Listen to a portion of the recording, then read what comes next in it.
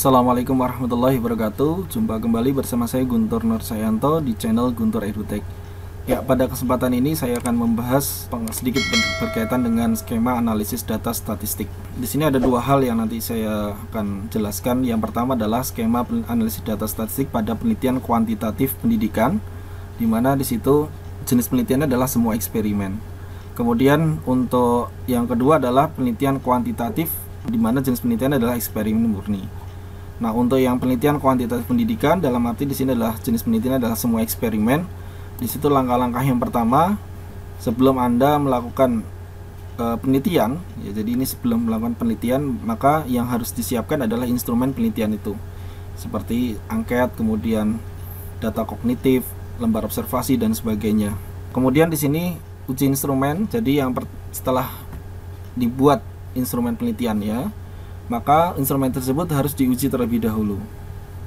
Ya, untuk apa? Agar instrumen yang digunakan dalam penelitian itu valid dan reliable ya di situ. Nah, ada beberapa langkah dalam memberikan uji pada instrumen tersebut. Ada tiga pilihan ya. Jadi menggunakan uji validitas isi atau uji validitas konstruk, dan yang ketiga adalah uji validitas empiris. Di mana di situ nanti diuji coba validitas dan reliabilitasnya pada uji validitas empiris ini. Nah, setelah itu, maka jika instrumen sudah diuji dari pilih salah satu dari tiga hal tersebut, diperbaiki kalau ada revisi. Kemudian jika tidak ada, maka bisa dilanjutkan penelitian dengan menggunakan instrumen penelitian tersebut.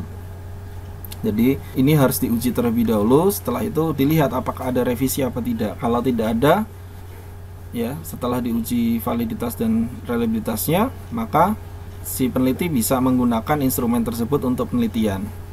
Nah, untuk penjelasan bagaimana menguji validitas, ya di sini yang saya bahas adalah uji validitas empiris, link di kanan atas ini. Kemudian setelah instrumen itu diperbaiki atau diuji validitas dan reliabilitasnya, maka selanjutnya adalah dilakukan penelitian, ya. Nah, pada saat melakukan penelitian dengan menggunakan instrumen penelitian tersebut, maka akan mendapatkan hasil data. Ya, jadi setelah digunakan instrumen tersebut untuk mengambil data penelitian, ya, maka setelah itu dapat data hasil penelitian tersebut. Nah, data hasil penelitian itu baru kita olah datanya. Nah, dalam mengolah data hasil penelitian di sini itu ada dua langkah ya. Yang pertama adalah analisis deskriptif, yang kedua adalah analisis inferensial. Dalam hal ini adalah pengujian hipotesis. Ya, tentu saja analisis deskriptif ini sudah saya bahas ya dari video sebelumnya, bisa dilihat di link kanan atas ini ya. Itu. Kemudian untuk analisis inferensial, yang ini nanti kita akan bahas berkaitan dengan analisis inferensial atau pengujian hipotesis ya. Nah, sebelum ke sana kita akan memahami terlebih dahulu skema analisis data statistik, yaitu pada penelitian kuantitatif eksperimen murni. Ya, baik, itu untuk yang pertama tentang skema analisis data statistik pada penelitian kuantitatif pendidikan, yaitu pada semua eksperimen. Nah, untuk selanjutnya untuk skema analisis data statistik pada penelitian kuantitatif, yaitu pada jenis penelitian adalah eksperimen murni. Untuk yang eksperimen murni itu tidak menggunakan instrumen, hanya saja langsung pada cara kerja kemudian melakukan penelitian ya. Jadi mulainya dari sini. Jadi si peneliti langsung melakukan penelitian. Setelah data hasil penelitian itu didapat, maka langsung diolah data hasil penelitian tersebut dengan analisis data penelitian, yaitu ada analisis deskriptif, kemudian ada analisis inferensial, atau dalam hal ini adalah pengujian hipotesis. Di sini ada beberapa contoh-contoh dari analisis inferensial ya dalam penelitian statistik ya. Jadi atau penelitian kuantitatif. Di sini ada analisis inferensial. Analisis inferensial di sini terdiri dari statistik parametrik ya, kemudian ada juga statistik non parametrik. Ya, jadi analisis inferensial ini atau pengujian hipotesis ini tergantung pada karakteristik variabel penelitian yang digunakan oleh si peneliti. Nah, kalau misalkan penelitiannya itu berkaitan dengan membandingkan ya antar kelompok, maka biasanya digunakan adalah uji komparasi ya. Uji komparasi di sini kalau di statistik parametrik ada one sample t-test, ada paired sample t-test, ada independent sample t-test, ada one way ANOVA, kemudian ada two way ANOVA. Nah, untuk di statik non parametrik itu ada uji binomial ya. Jadi ini sebagai penggantinya. Jadi kalau misalkan uji komparatif di sini pada one sample di tes, di situ ada uji binomial ya. Kemudian pada statik non parametrik di sini ada uji Wilcoxon ya. Wilcoxon di sini ini sama dengan paired sample di tes pada uji komparatif pada statik parametrik ya. Kemudian ada independent sample di tes, ini sama dengan uji Mann-Whitney U-test ya. Kemudian ada uji Kruskal-Wallis ya. Nah, di sini ada sama dengan one way ANOVA. Kemudian di sini adalah uji Kruskal-Wallis lagi. Jika di sini menggunakan sama dengan two way ANOVA. Dalam arti di sini untuk sampel yang independen ya. Nah, itu kalau misalkan uji karakteristik penelitian Anda pada variabel penelitian Anda atau pada hipotesis Anda berkaitan dengan komparasi atau membandingkan. Jika penelitian Anda tidak menggunakan perbandingan tetapi menggunakan asosiatif atau mencari hubungan ya, maka di sini ada jenisnya. Yang pertama pada statik parametrik ada korelasi, kemudian ada yang kedua adalah regresi linear sederhana, kemudian yang ketiga adalah regresi linear ganda. Sedangkan untuk yang statik non parametrik itu ada uji Kendall-Stauby, kemudian ada Spearman ya. Jadi di sini hampir sama ya. Jadi kayak seperti alternatif ya, pada statik non parametrik adalah itu ada alternatifnya. Nah, dalam analisis inferensial ini yang diutamakan adalah kita mengupayakan terlebih dahulu untuk menganalisis data penelitian Anda itu dengan statik parametrik. Tentu saja dalam statik parametrik ini ada prasyarat analisis. Jadi jika menggunakan statik parametrik ini harus memenuhi uji asumsi dasar terlebih dahulu. Ya, jadi harus terpenuhi ini terlebih dahulu. Kalau ini tidak terpenuhi, maka tidak bisa menggunakan teknik analisis data pada statik parametrik. Ya, jadi menggunakan statik non parametrik. Ya, jadi statik non parametrik itu bisa dikatakan uji bebas ya. Dia tidak menggunakan uji prasyarat apapun ya, bisa dikatakan seperti itu. Sedangkan statik parametrik di mana di sini harus di mana uji ini harus memenuhi prasyarat tertentu seperti normalitas, homogenitas, ada linearitas, pada asosiatif, ada uji asumsi klasik di situ ya. Seperti itu. Nah, pada kesempatan ini saya akan menjelaskan ya, misalkan di sini pada uji komparasi ada perbandingan ya. Jika penelitian Anda itu menggunakan satu sampel ya pada uji perbandingan ya, maka di statik parametrik itu menggunakan one sample t-test. Jadi teknik analisis data yang digunakan itu menggunakan one sample t-test. Nah, ini jika Anda ingin menggunakan analisis data, teknik analisis data one sample t-test, maka dilakukan terlebih dahulu adalah uji asumsi dasar normalitas. Jika data tersebut normal datanya ya, distribusi datanya normal, maka boleh dilanjutkan dengan pengujian hipotesis ya, pengujian pembuktian hipotesis dengan menggunakan one sample t-test.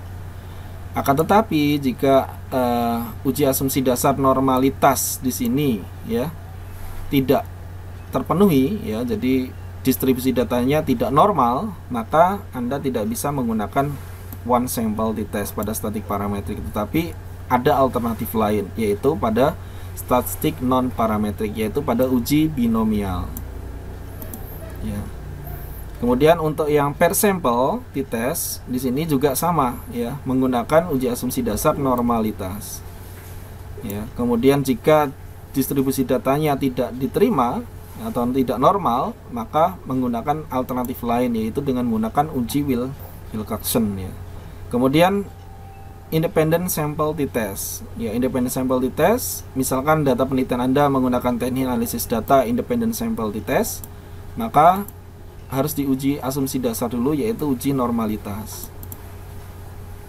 ya. Di sini menggunakan uji normalitas, syaratnya hanya uji normalitas. Nah, jika uji normalitas ini terpenuhi, maka Anda bisa menggunakan teknik analisis data pada penelitian Anda, yaitu independent sample t-test. Jika tidak, maka bisa mengganti dengan alternatif lain, yaitu pada statistik non parametrik, yaitu pada uji Mann-Whitney U di sini. Ya. Kemudian untuk statistik parametrik di sini ANOVA ya. Jadi ANOVA itu ada dua, yaitu one way ANOVA, kemudian ada two way ANOVA. Ya. Nah, di sini one way ANOVA di sini ya memenuhi syarat, harus memenuhi syarat itu dua hal. Yang pertama, jika data Anda distribusi datanya normal. Ya, kemudian yang kedua adalah kelompok variannya adalah homogen. Ya, di sini. Jadi homogenitas. Jadi jika data tersebut ada yang tidak normal atau salah satu ini tidak homogen atau kedua-duanya tidak normal dan tidak homogen, maka Anda tidak bisa menggunakan teknik analisis data one way ANOVA. Tetapi sebagai pengganti dari one way ANOVA bisa melakukan alternatif lain, yaitu dengan menggunakan statistik non parametrik, yaitu pada uji Kruskal-Wallis. Ya. Seperti itu. Nah, untuk yang two way ANOVA, karena di sini one way dan two way ANOVA ini untuk data, untuk sampel yang independen ya, tidak saling berhubungan, maka untuk statik non parametriknya di sini juga menggunakan uji Kruskal-Wallis, sama-sama menggunakan uji Kruskal-Wallis. Ya. Untuk lebih detailnya nanti saya akan memberikan video tutorial terkait dengan pembahasan tentang one way ANOVA dan two way ANOVA. Ya, kemudian untuk normalitas dan homogenitas ini juga sama pada two way ANOVA sebagai uji prasyarat analisis ya. Jika normalitas data dan homogenitas datanya tidak terpenuhi, maka Anda tidak bisa melakukan teknik analisis data two way ANOVA. Tetapi bisa diganti dengan uji Kruskal-Wallis. Ya, seperti itu. Itu untuk kasus yang pada penelitian yang membandingkan atau komparatif ya.